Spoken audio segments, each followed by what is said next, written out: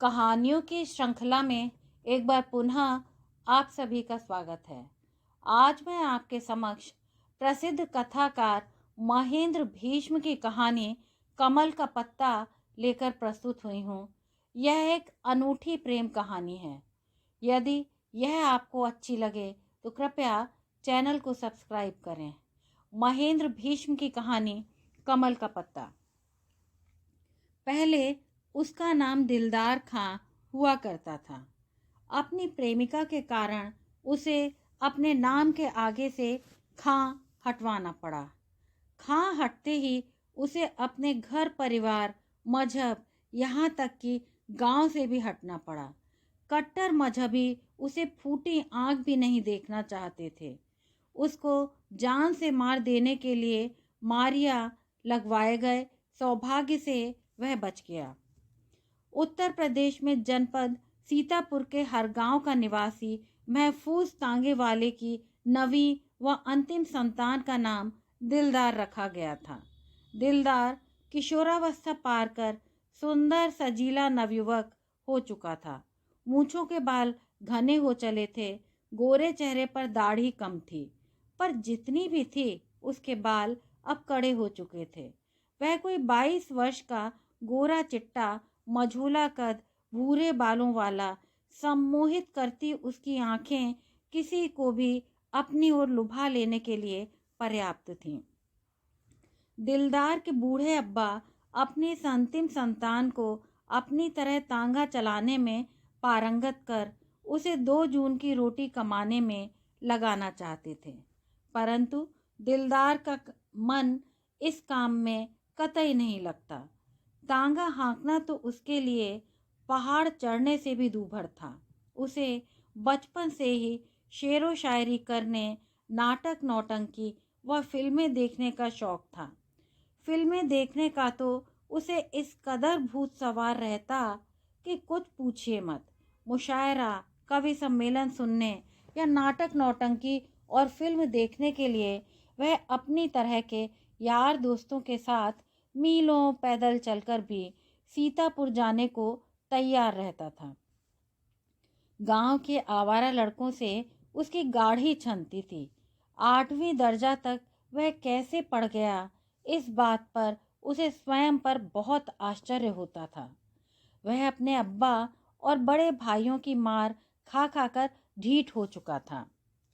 अब्बा और बड़े भाई के लाख चाहने पर भी वह उनके धंधे से दूर रहना चाहता था।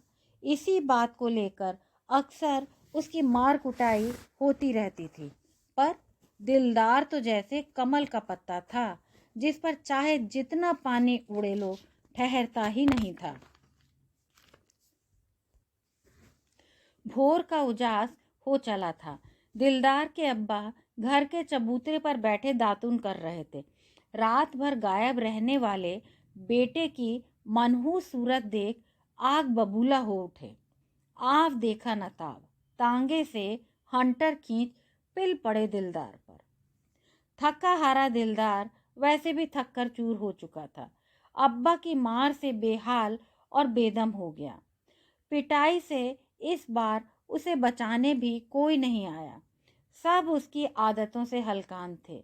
वह इसी सजा का पात्र है, यह मानकर सभी अपने अपने बिस्तरों में दुबके पड़े रहे। एक अम्मी थीं जिसके कलेजे पर हंटर के वार हो रहे थे।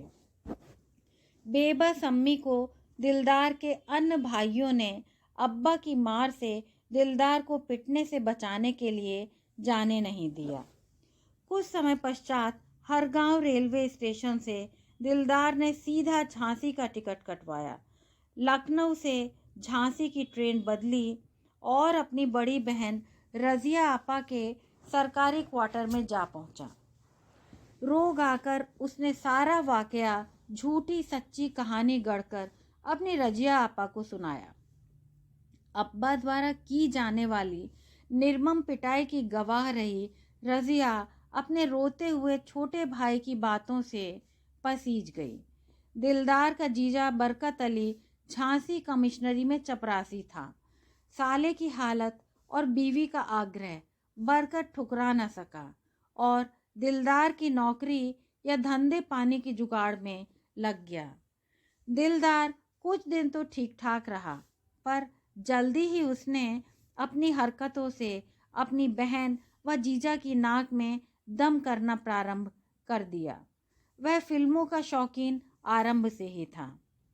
दिलदार के जीजा को जो सरकारी क्वार्टर मिला था, वहां बने सामूहिक शौचालय की सफाई करने बुजुर्ग जम्मू मेहतर आता था। वह भी पुराना फिल्मी रसिया और शेरो शायरी का शौकीन था।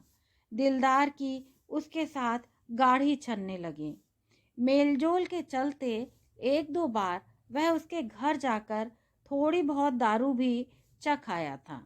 जम्मू के घर में 2 बीवियों के स्वर्गवास के बाद ब्याह कर आई तीसरी बीवी और दूसरी बीवी से पैदा हुई इकलौती संतान के रूप में शन्नो रहती थी। वैसे तो शन्नो अभी उम्र के 15वें पायदान पर पहुंची थी, पर उम्र की वास्तविकता से अनभिज्ञ कोई भी उसे 19-20 बरस से कम की नहीं आंक सकता था। सांवला रंग, तीखे नैन नक्श, भरा भरा शरीर उसे संपूर्ण स्त्री के रूप में सामने रखता था। बाप के लाड दुलार ने उसे बिगाड़ रखा था। छोटी उम्र से ही वह प्रेम इश्क की बातें जानने लगी थी। उसे स्वयं पर बड़ा घमंड रहता था। वह फिल्मी हीरो के सपने सोते जागते देखा करती थी। धर्मेंद्र से लेकर ऋषि कपूर तक सभी हीरो के रंगीन चित्र उसने सहेज रखे थे। पढ़ी लिखी तो वह कुछ खास नहीं थी। हाँ, थोड़ा बहुत लिखना पढ़ना वह जानती थी। माँ की मृत्यु के बाद से उसकी पढ़ाई एक बार छूटी तो फिर वो दोबारा पढ़ने नहीं जा सकी। फिल्मी हीरोइनों की तरह सजना संवरना, फिल्मी पत्रिकाएं पढ़ना और फिल्मी गीत डायरी में लिखना उसके शौक थे। जब उसने पहली बार अपने सपनों के राजकुमार के रूप में दिलदार को देखा तो उसके शरीर में झुरझुरी छूट गई। अपने सपनों का राजकुमार गोरे चिट्टे खूबसूरत दिलदार में खोजते खोजते वह उसे मन ही मन चाहने लगी। उसे देखते रहने और उससे बात करने के लिए तरसने लगी। शन्नू की सौतेली माँ अर्थात जम्मू की तीसरी पत्नी अपने पति के साथ चल न सकी और मायके के अपने पुराने आशिक के साथ भाग गई। एक रात दारू के नशे में धुत जम्मू को लादे हुए दिलदार उसे उसके घर छोड़ने आया था। दिलदार ने भी पी रखी थी। 2-3 पैग जम्मू के साथ उसने भी खींचे थे। उसकी आंखों में खुमारी और टांगों में मीठा मीठा कंपन हो रहा था। फिर भी वह स्वयं को पूरी तरह से नियंत्रित किए हुए था। दरवाजा शन्नो ने खोला। दिलदार को अचानक सामने देख शन्नो की खुशी का ठिकाना न रहा। वह उसी के ख्यालों में डूबी थी। दिलदार से आंखें मिलते ही वह मुस्कुराई। नशे में धुत बाप को दिलदार की मदद से उसने तख्त पर लिटा दिया। दिलदार की उंगलियां उसे छू गईं, मानो करंट लगा हो। वह सिहर उठी। नशे में बेसुध अपनी तीसरी बीवी को भद्दी भद्दी गालियां देते जम्मू गहरी नींद में सो गया। दिलदार शन्नो का लापरवाह यौवन देख सन्न रह गया। उसके दिमाग ने काम करना बंद कर दिया। दारू का नशा कपूर की तरह उड़ गया। यौवन के नशे के सामने दारू के नशे की भला क्या बिसात। उसे लगा जैसे उसकी तलाश पूरी हो गई है। शन्नो की बड़ी बड़ी एकटक निहारती आंखों में वह डूब गया। वह अनिल कपूर और उसके सामने की उसकी श्रीदेवी। शन्नो की हालत भी बिना पिए नशेड़ी की तरह हो गई। अपलक वह अपने सपनों के फिल्मी हीरो को देखे जा रही थी। दोनों आगे बढ़े और पहली बार में ही सारी सीमाएं पार कर एक दूसरे में जा समाये। इस पहली अप्रत्याशित मुलाकात ने दिलदार को शन्नो का और शन्नो को दिलदार का दीवाना बना दिया। अब आए दिन दोनों जम्मू की अनुपस्थिति में या उसके नशे में बेसुध हो जाने की स्थिति का लाभ उठाकर मिलने लगे। दोनों एक दूसरे के इस कदर दीवाने हो गए थे कि अब शेष जिंदगी उनको अलग अलग रहना मंजूर नहीं था। जाति, धर्म, ऊंच नीच की सारी दीवारें वे दोनों गिराकर विवाह कर लेना चाहते थे। जैसा कि प्रचलित है, इश्क और मुश्क ज़्यादा दिन छुपाए नहीं छुपता, वैसे ही दिलदार और शन्नो की प्रेम लीला का जिक्र दिन दूना रात चौगुना कॉलोनी भर के लोगों की जुबानों पर फैलने लगा। दिलदार के जीजा बरकत अली को अपने साले की इस हरकत से कि वह एक सफाई कर्मी की लड़की के साथ इश्क लड़ा रहा है, बेहद शर्मिंदगी उठानी पड़ रही थी। वहीं जम्मू की जात बिरादरी में कानाफूसी इस विरोध के साथ तीव्र होने लगी थी कि उनकी बिरादरी की जवान लड़की विधर्मी मुसलमान छोरे के साथ रासलीला रचा रही है। दोनों के ऊपर प्रतिबंध लगने शुरू हो गए। बरकत अली ने दिलदार को वापस गांव भेजने की ठान ली तो जम्मू ने शन्नो के लिए बिरादरी में घर देखना शुरू कर दिया। जीजा बरकत अली से काफ़ी कहा सुनी के बाद दिलदार वापस अपने गांव चला गया। कुछ दिन बाद ही शन्नो की आपात चिट्ठी मिलते ही वह वापस झांसी आ गया। जिस दिन दिलदार झांसी आया उसी रात शन्नो का विवाह बिरादरी के एक लड़के के साथ संपन्न होने जा रहा था। दिलदार ने अपने आने और मिलने के ठिकाने की सूचना बड़ी मशक्कत के साथ शन्नो तक भिजवाई। दिलदार का संदेशा मिलते ही पल पल दिलदार की बाट जो रही शन्नो मंडप से पेशाब जाने का बहाना बनाकर सीधे झांसी रेलवे स्टेशन में दिलदार से जा मिली, जो उसी की प्रतीक्षा में व्याकुल हो रहा था। शन्नो के आते ही वे दोनों प्लेटफॉर्म पर खड़ी ट्रेन में बैठ गए। ट्रेन चलने के कुछ देर बाद उन्हें पता चला कि यह ट्रेन लखनऊ की ओर जा रही है। एक स्टेशन से लखनऊ तक के लिए दिलदार ने 2 टिकट खरीद लिए। अब उसके पास नाम मात्र के रुपए ही शेष बचे थे। उसके जहन में आगामी दिनों के खर्चे के लिए चिंता शुरू हो गई। इसका समाधान शन्नो ने यह कहकर किया कि महीने 2 महीने भर के खर्चे के लिए उसके पास कुछ रुपए व जेवर हैं। इस बीच दिलदार कोई काम तलाश लेगा। लखनऊ में कोई जान पहचान तो दिलदार की थी नहीं। शन्नो को लेकर वह अमीनाबाद की मुन्नू लाल धर्मशाला में पहुंचा। पहले के 2-3 दिन उन्होंने फिल्में देखने, खाने पीने और बिन ब्याहे सुहाग रात मनाने में बिता दिए। तीसरे दिन दिलदार शन्नो को लेकर एक मस्जिद में पहुंच गया। मौलाना ने दिलदार से 150 रुपए लेकर दोनों का निकाह पढ़ा दिया। निकाह के बाद दिलदार ने मौलाना को शन्नो का हिंदू धर्म का होना बताया। मौलाना ने खुश होकर दिलदार से लिए 150 रुपए वापस कर दिए और आगे किसी भी प्रकार की मदद निसंकोच लेने के लिए कहा। पति पत्नी के रूप में रहते हुए 1 सप्ताह हो चला था। 1-2 माह तक चलने वाली जमा पूंजी पहले हफ्ते ही अधिकतर खर्च हो चुकी थी। इश्क के साथ साथ पहली बार दोनों को आटे दाल का भाव मालूम पड़ रहा था। अनजान शहर में काम की तलाश में दोनों दिन भर मारे मारे फिरते।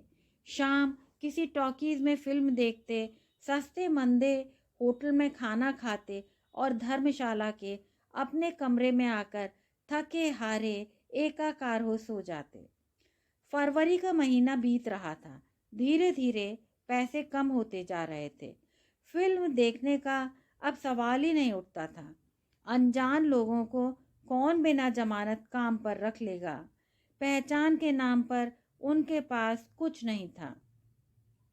नियमानुसार धर्मशाला में 7 दिन लगातार नहीं रह सकते थे। हर 8वें दिन वे चारबाग रेलवे स्टेशन में सोते जागते गुजारते। इसी चारबाग रेलवे स्टेशन में जम्मू के मामा के लड़के दीपक ने सुबह सवेरे छोटी लाइन की टिकट खिड़की के पास झाड़ू लगाते शन्नो को सोते देख लिया। शन्नो दीपक को नहीं पहचानती थी। दिलदार से बातचीत कर दीपक ने उससे दोस्ती बनाई।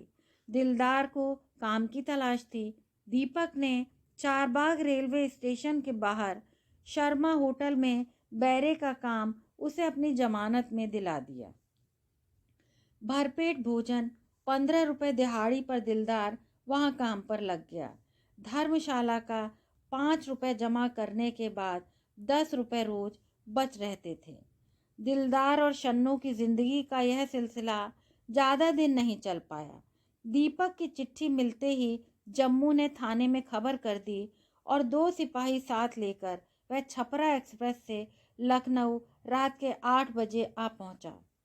पूर्व योजना के अनुसार दीपक ने शर्मा होटल से पहले दिलदार को पकड़वाया, फिर मुन्नू लाल धर्मशाला में दिलदार की बाट जोहती शन्नू को बरामद करा दिया। उसी रात पुलिस दोनों को साबरमती एक्सप्रेस से चलकर सुबह 7 बजे झांसी ले आई। पुलिस ने शन्नू का 161 का बयान दर्ज कर उसे उसके पिता जम्मू के साथ घर जाने दिया और नाबालिग लड़की को बहला फुसलाकर भगा ले जाने और उसका लगातार बलात्कार करने के जुर्म में दर्ज एफआईआर के अनुपालन में जो धुनाई दिलदार की हुई, उससे अच्छे अच्छे प्रेमियों के होश फाख्ता हो जाएं। पर दिलदार पता नहीं किस मिट्टी का बना हुआ था। उसके मुंह से एक चीख भी नहीं निकली। प्रत्येक मार पर वह अपने शन्नों को याद करता। पुलिस की पिटाई के सामने इश्क का भूत तो नहीं उतरा, पर दिलदार के जीजा बरकत अली के प्रयास से समझौता जरूर हो गया। शन्नू से दिलदार कोई वास्ता नहीं रखेगा, यह तय हुआ और परस्पर समझौते व शन्नू के दिलदार के मन माफिक बयान देने से दिलदार को छोड़ दिया गया। पर इन 3-4 दिनों में जो उसकी दुर्गति हुई थी, वह हफ्तों तक हल्दी दूध पीने के बाद भी जाने वाली नहीं थी। अब यह प्रेमी जोड़ा विरह की अग्नि में रात दिन जलने लगा।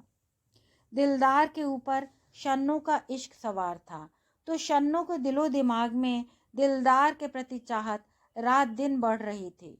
बूढ़ा जम्मू अपनी इकलौती जवान बेटी का दुख सहन नहीं कर पा रहा था। बिरादरी में उसकी नाक पहले ही कट चुकी थी, अब उससे कौन ब्याह करेगा। इसी उधेड़-बुन में जम्मू ने दारूबाजी और बढ़ा दी। जम्मू की दारूबाजी का फायदा उठा दिलदार और शन्नू गाहे बगाहे फिर मिलने लगे। एक दिन जम्मू ने दोनों को रंगे हाथों पकड़ लिया। तब वह अपनी बेटी के रुदन के साथ उठे आर्तनाद को ठुकरा न सका और दिलदार से बोला, हम हिंदू हैं, सनातन धर्मी महर्षि वाल्मीकि के वंशज, भगवान राम के उपासक, और तुम मुसलमान हो, अल्लाह के उपासक। मैं अपनी बेटी तुम विधर्मी को कैसे दे दूं? बिरादरी में हमारी बेइज्जती हो जाएगी। दिलदार ने बेबाकी से जवाब दिया, शन्नू हिंदू ही रहेगी। जम्मू ने कहा, नहीं, यह नहीं हो सकता कि वह हिंदू रहे और तुम मुसलमान। बात तो वही हुई ना, तुम मुसलमान से हिंदू क्यों नहीं हो जाते? दिलदार ने तत्क्षण कहा, मैं अपनी शन्नू के लिए हिंदू बनने को तैयार हूँ। जम्मू को लगा था कि उसका यह पासा सही पड़ेगा, पर दिलदार ने हिंदू बनने के लिए अपनी सहमति दे दी थी। जम्मू पेशो पेश में पड़ गया। कुछ पल सोचने के बाद बोला, सुनो, हम मेहतर हैं, साफ सफाई हमारा पुश्तैनी पेशा है, लोगों का मैला साफ करते हैं। क्या तुम हमारी तरह साफ सफाई कर सकोगे? लोगों का मैला उठा पाओगे? वाह रे प्रेमी दिलदार! उसने बिना वक्त गंवाए आंगन के कोने पर रखी टोकरी और झाड़ू उठा ली। फिर जम्मू से बोला, चलो, मैं अपने शन्नों के लिए लोगों का मैला भी साफ करूंगा, मुझे इससे भी कोई गुरेज नहीं है। जम्मू अवाक रह गया। उसने सोचा, यह दिलदार का इश्क नहीं, उस पर चढ़ा फिल्मी भूत बोल रहा है। जम्मू ने कहा, अच्छा देखते हैं, चलो इसी वक्त मेरे साथ। आश्चर्य!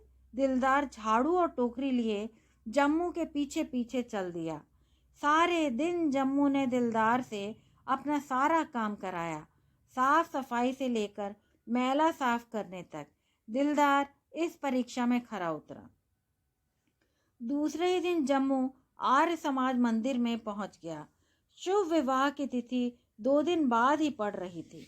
जम्मू ने दिलदार की बड़ी बहन व जीजा को दिलदार के हिंदू बनने और विवाह की तारीख की सूचना भिजवा दी। बरकत अली को गुस्सा 7वें आसमान पर पहुंच गया। एक तो मेहतर की बेटी से शादी, ऊपर से मुसलमान से हिंदू।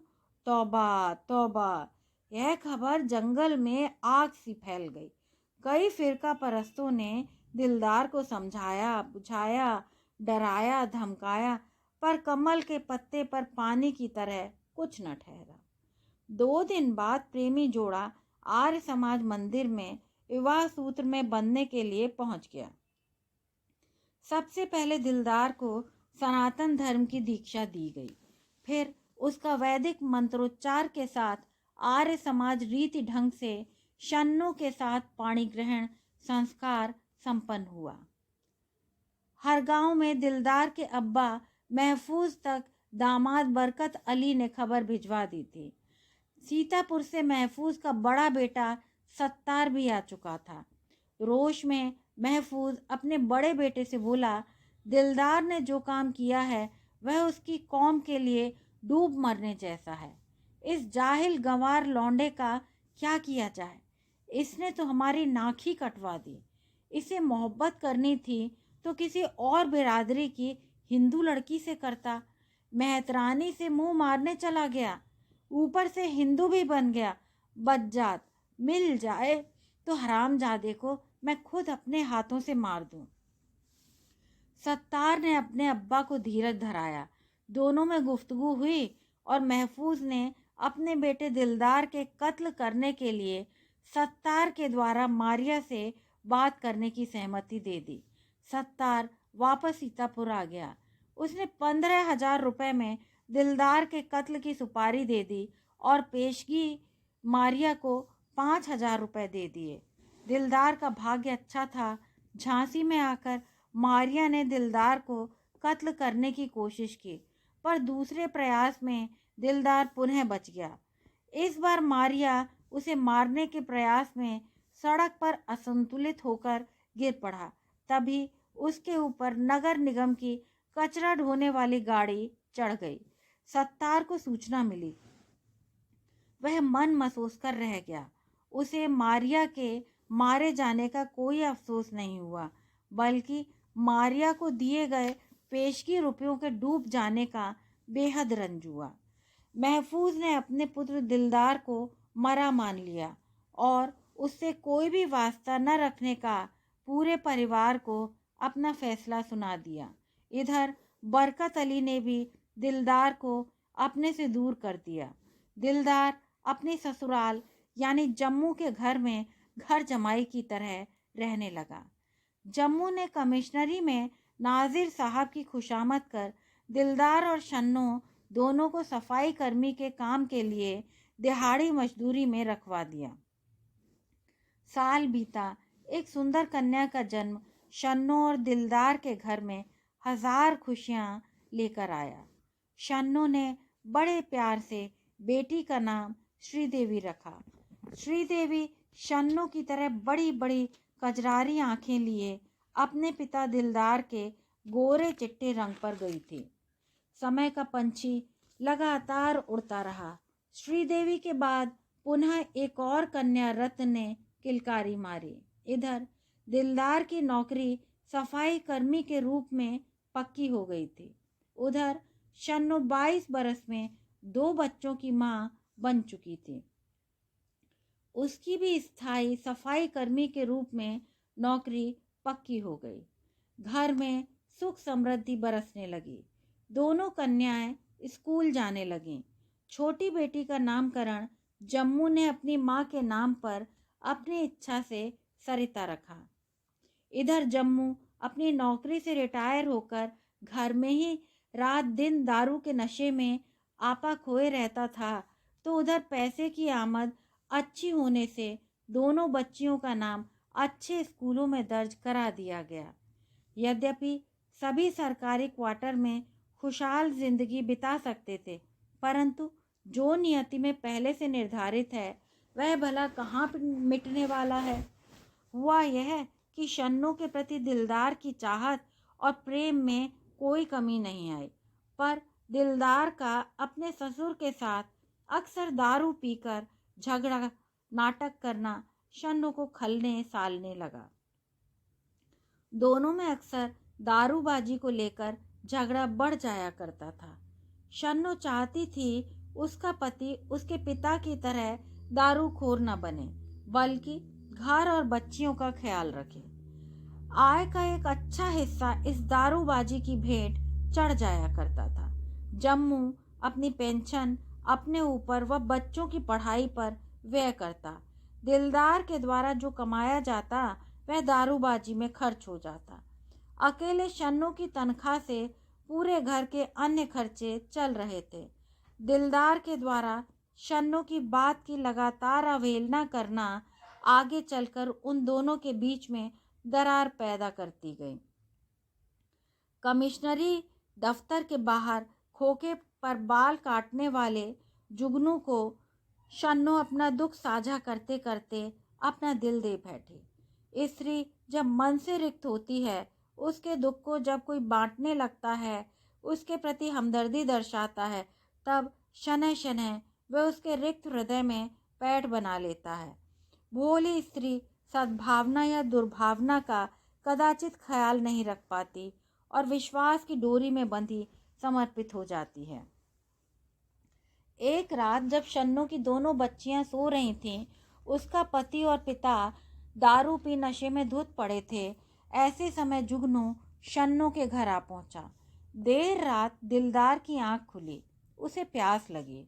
उसने पानी पिया और शरीर की प्यास बुझाने की इच्छा जागृत होने पर वह शन्नो के कमरे में पहुंचा। शन्नो को दिलदार के जगने की आहट पहले से ही मिल चुकी थी। उसने जुगनू को तख्त के नीचे छिपा दिया। दिलदार शन्नो से माफ़ी मांगते हुए उसे क्षमा कर देने की गुहार करने लगा। शन्नो, जिसे दिलदार से जल्दी छुटकारा चाहिए था, उसने दिलदार को क्षमा करते हुए अपने ऊपर लाद लिया। दिलदार खुश हो गया कि उसकी शन्नो ने उसे उसकी दारूबाजी के लिए माफ़ कर दिया। शन्नो को लाड़ प्यार जताता दिलदार वचन देता रहा कि वह अब कभी दारू को हाथ नहीं लगाएगा। आज उसे शन्नो का सहयोग मिल तो रहा था, पर वह इतनी शीघ्र समर्पित और उत्तेजित हो जाएगी उसने कल्पना नहीं की थी। शरीर की भूख मिटने के बाद दिलदार वहीं खर्राटे भरने लगा। नीचे जुगनू से अब रुका नहीं जा रहा था। उसने शन्नो को तख्त के नीचे ही खींच लिया। अतृप्त शन्नो प्रेमी जुगनू का साथ पाकर तृप्त हुई। दिलदार की नींद तख्त के नीचे से आ रही चरमोत्कर्ष की सुर लहरियों से उचट गई। उसने देखा बिस्तर पर शन्नो नहीं थी। फिर कहाँ गई शन्नो? दिलदार ने तख्त के नीचे झांक कर देखा। युगल चरम सीमा पार कर अलग हो रहे थे। दिलदार सन्न रह गया। सारा ब्रह्मांड उसे घूमता नजर आया। दारू का नशा एक झटके में कब का उतर चुका था। वह नींद का बहाना लिए शांत पड़ा रहा। कनखियों से उसने जुगनू को कमरे से बाहर जाते देखा। उसके पीछे शन्नो भी गई, जो क्वार्टर का मुख्य द्वार बंद कर वापस आकर दिलदार के बगल में लेटकर गहरी नींद में सो गई। दिलदार की नींद कोसों दूर जा चुकी थी। दिलदार का हृदय बैठा जा रहा था। शन्नो की बेवफाई पर वह खून के आंसू रो रहा था। उसने शन्नो के शरीर को टटोला, कपड़े हटाए और वह शरीर जिसे उसने अनेक बार अपने प्रेम से सराबोर किया था, उस शरीर पर किसी अन्य के निशान दिलदार को चिढ़ा रहे थे। क्या शरीर की भूख इतनी तीव्र होती है कि व्यक्ति अपने सारे संस्कार ताक पर रख देता है? दिलदार रोए जा रहा था। क्या शन्नो ने उसे दारू पीने का यह दंड दिया है? क्या वह उसकी शारीरिक भूख मिटा पाने के लिए पर्याप्त नहीं है? दिलदार ने शन्नू के कान में धीरे से कहा, क्या मैं तुम्हारे लिए पर्याप्त नहीं हूँ? अगर हूँ तो फिर यह नाई यहाँ क्या कर रहा था? शन्नू सन्नाटे में आ गई। यानी दिलदार को जुगनी की उपस्थिति का पता चल चुका है। वह एकाएक ठंडी हो गई। किन कर्तव्य विमूढ़ सी लाश की तरह पड़ी रही। दिलदार शन्नू की ठंडी पड़ चुकी देह पर अपने पुरुषत्व का लगातार प्रहार करता रहा, जब तक कि वह निढाल नहीं हो गया। दिलदार के हटते ही शन्नू बाथरूम में चली गई। कुछ देर बाद वह लौटी और दिलदार को अपनी बाहों में भरकर प्यार से बोली, तुम मेरे सब कुछ हो, पर अब मैं जुगनू के बिना एक पल भी जिंदा नहीं रह पाऊंगी। दिलदार अवाक रह गया। उसने कई तरह के वास्ते दिए, पर शन्नू ने सारे वास्ते ठुकरा दिए। वह दिलदार से पूरी तरह से अलग हो जाना चाहती थी। दिलदार को जब कोई भी उम्मीद की किरण नहीं दिखाई दी, तब वह बोला, शन्नू, तुम्हें जो करना है करो, पर मैं तुम्हें नहीं छोड़ सकता। शन्नू ने दिलदार को अपने अंक में भर लिया। आगे के दिनों में दिलदार के संज्ञान में रहते हुए शन्नू जुगनू संग पूरी स्वतंत्रता के साथ अपने ही क्वार्टर में मिलने लगी। दिलदार दोनों बच्चियों के साथ अलग कमरे में सोता जागता रहता। जम्मू अपने नशे की आदत के कारण दालान के तख्त पर बने अपने स्थान पर दीन दुनिया से बेखबर पड़ा रहता। शन्नू बेखौफ अपने नए प्रेमी जुगनू के साथ आए दिन रास लीला रचाती। शन्नू के इस व्यवहार से अंदर तक टूट चुके दिलदार की जम्मू के साथ दारूखोरी अधिक होती चली गई। कुछ माह बीतने के बाद शन्नू खुलेआम जुगनू के साथ शहर के बाहर भी घूमने जाने लगी। वह उस पर रुपए खर्च करने लगे। दारूखोरी से अपनी ड्यूटी में अक्सर दिलदार अनुपस्थित रहता। शन्नू भी लापरवाही से ड्यूटी कर रही थी। फलस्वरूप दोनों को लगातार कार्यालय से नोटिसें प्राप्त हो रही थीं और उनकी तनख्वाह भी अनुपस्थित रहने पर काटी जाने लगी थी, जिस कारण परिवार आर्थिक संकट से गुजरने लगा। दारू व संस्कारहीनता के जो भी दुष्परिणाम होने चाहिए, वे सब के सब एक साथ प्रकट अप्रकट सामने आने लगे। दिलदार शन्नू की हर बात मानता। इसके उलट शन्नू अपनी मनमानी करती और दिलदार को अपने काबू में रखती। दारू का नशा दिलदार को दार्शनिक बना देता। ऐसे मौके पर वह शन्नू के प्रति और अधिक भावुक हो अपने अंतर्मन से निकली वाणी को दोहराता। फिर अपनी बाईं कलाई पर शन्नू लिखे टैटू को चूमने के बाद कहता, मेरी शन्नू, तू मेरे दिल में रहती है। मैं तेरा आशिक, तू मेरी माशूका। मेरी जान, तेरे सारे गुनाह माफ। जा, जहाँ जाना हो जा, पर लौट कर मेरे पास आ। अय्याशी चाहे जिससे कर, पर मोहब्बत तो बस अपने दिलदार से कर। वाह रे प्रेमी, वाह रे दिलदार। तो दूसरी ओर कुछ लोग उसका मखौल उड़ाते, उसे नामर्द और पराजित पति कहते, जो अपनी बीवी को न संभाल पाया। आदि आदि जितने मुंह उतनी बातें। इस सब से दिलदार को कोई फर्क नहीं पड़ता था। कमल के पत्ते पर जल ठहरा ही है कभी। दारू के नशे में मजनू बना दिलदार ओशो की तरह समझदारी भरी दार्शनिक बातें करने लगा।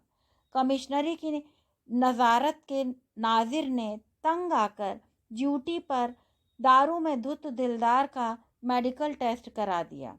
रिपोर्ट पॉजिटिव आते ही उस पर विभागीय कार्यवाही आरंभ हो गई। निलंबित दिलदार की आर्थिक दुश्वारियां बढ़ गईं, पर उसका शन्नू के प्रति पागलपन की हद तक रचा बसा प्रेम रत्ती भर भी कम नहीं हुआ। एक दिन सुनने में आया कि शन्नू अपने प्रेमी जुगनू खबास के साथ भाग गई। कमिश्नरी के बाहर खोखोई में बने जुगनू के बंद पड़े केश कर्तनालय को नगर निगम के कर्मचारी उठा ले गए। लगातार ड्यूटी से अनुपस्थित रहने के कारण शन्नू की सफाई कर्मी की नौकरी पहले से ही खतरे में थी। अब लगातार की अनुपस्थिति से उसकी नौकरी में संकट बढ़ गया। नाजिर ने दिलदार व उसके बच्चों की हालत पर तरस खाकर उसकी बहाली करा दी। उसे लाख समझाया बुझाया, पर दिलदार के पागलपन पर कोई असर नहीं दिखा। 5वें महीने शन्नू लौट आई। दिलदार की खुशियों का ठिकाना न रहा। नाजिर व बड़े साहब से मिन्नतें करके किसी तरह दिलदार ने शन्नू को काम पर पुनः रखवा लिया। एक बार फिर जम्मू को लगा उसके घर में खुशहाली लौट आई है। जम्मू और दिलदार की दारूखोरी ने यू टर्न ले लिया। श्रीदेवी व सरिता ढंग से तैयार होकर अपने स्कूल जाने लगी। भले मानस दिलदार की दरिया दिली भरी चाहत का नमूना पेश करने लगे तो कुछ लोग उसे ताने देने लगे। साले बेगैरत नामर्द, पराया आदमी संग गुलछर्रे उड़ाने वाली बीबी को रख लिया, पराया थूक चाटने जैसा कृत्य किया। दिलदार अपनी पतली मूछों पतले होठों से मुस्कुरा देता। मोहब्बत की मिसाल बन चुके इस कमल के पत्ते को कहाँ फर्क पड़ने वाला था। प्रेम जब अपनी ऊंचाई पा लेता है, चाहत जब मन प्राण में बस जाती है, तब देह का कोई मायने नहीं रह जाता। देह तो नश्वर है, आत्मा अजर अमर। दिलदार का प्रेम देह से परे आत्मा से जुड़ा था। और शन्नो, वारे शन्नो, अथाह प्रेम करने वाला पति जिसने उसको पाने के लिए न केवल अपना धर्म छोड़ा बल्कि अपना कर्म भी बदला, लोगों का मैला साफ किया, लोगों की लानत मलानत झेली, वह सब किया जो केवल एक दिलदार ही कर सकता था। शन्नू की फूटी किस्मत कहें या दिलदार का दुर्भाग्य, घर वापसी करने का दिखावा करने आई शन्नू के ने 15 दिन के अंदर बैंक में जमा राशि अपने जेवर इकट्ठे करने में बिताए और 16वें दिन वह अपने प्रेमी जुगनू के साथ पुनः फुर्र हो गई। शन्नू की यह हरकत प्रत्येक सुनने वाले को नागवार गुजरी। कलमुही ने मासूम बच्चियों का मुख भी नहीं तका। तीसरी बार बूढ़े बाप के मुख पर कालिक पोत गई। अच्छे खासे प्रेमी खसम को दगा दे गई। आदि जितने मुंह उतनी बातें फिर शुरू हो गईं। जम्मू ने दारू छोड़ दी। दारू ही सारी बुराइयों की जड़ है, यह बात उसे बहुत देर से समझ आई। दोनों नातिनों की देख रेख लिखाई पढ़ाई पर उसने ध्यान देना शुरू कर दिया। दूसरी ओर दिलदार ने शन्नू की बेवफाई से आहत हो स्वयं को दारू में डुबो लिया। तब भी वह कमल के पत्ते की तरह वह शन्नू के खिलाफ एक शब्द भी नहीं सुन सकता था। बाईं कलाई पर बने शन्नू के नाम के टैटू को चूमता, फिर नशे की झोंक में जो बकता, उसे सुनकर लोग शन्नू को लानत भेजते, वहीं दिलदार को समझने की कोशिश करते। उस दगाबाज को भूल अपनी बच्चियों पर ध्यान दे। दिलदार अपनी गहरी मोहक मुस्कान से समझाने वाले की ओर देखता, शन्नू के नाम को चूमता, फिर लड़खड़ाते शब्दों में बोलता, I love my Shannu. Shannu एक दिन अपने दिलदार के पास वापस आएगी साहब, मेरे सिवा उसका कोई नहीं है साहब, ला दो मेरी शन्नू को। I love. दिलदार के आगे के शब्द उसकी रुलाई में धुल जाते। समझाने वाला उस पर तरस खा आगे बढ़ जाता। निष्ठुर शन्नू अब की जो गई तो वापस नहीं आई। दिन महीने और देखते देखते साल बीत गया। शन्नू की लगी लगाई नौकरी, घर परिवार सब छूट गया। जम्मू ने अपनी बेटी को मरा मान लिया और ऐलान कर दिया कि अब की अगर वह लौटी तो वह उसे जान से मार देगा। दिलदार अपने ससुर को नशे में सांत्वना देता, समझाता, शन्नू को मारना मत, वह मेरी बीवी है, मेरी बेटियों की माँ है, आई लव माई शन्नू, और फूट फूट कर रोने लग जाता। दिलदार की हालत दिन ब दिन खराब होती चली गई। दारू पीने की अधिकता ने उसके लिवर को बुरी तरह डैमेज कर दिया था। बड़े अस्पताल के डॉक्टर ने जवाब दे दिया था। दिलदार मेडिकल लीव पर चल रहा था। एक दिन डंडे के सहारे वह नाजिर साहब के पास आकर बोला, हुजूर, मैं अब बचूंगा नहीं, मेरी मदद कीजिए, मुझे अपनी वसीयत बनवानी है, मुझे अपनी सर्विस बुक सही करानी है। नाजिर साहब सख्त पर दिल से भले आदमी थे। उन्होंने अपने एक परिचित वकील की मदद से दिलदार की वसीयत बनवा दी और सर्विस बुक भी संशोधित करवा दी। दिलदार ने अपनी वसीयत व सर्विस बुक पर अपनी चल अचल संपत्ति का 25-25% अपनी दोनों बेटियों श्रीदेवी व सरिता को देने की व्यवस्था रखी।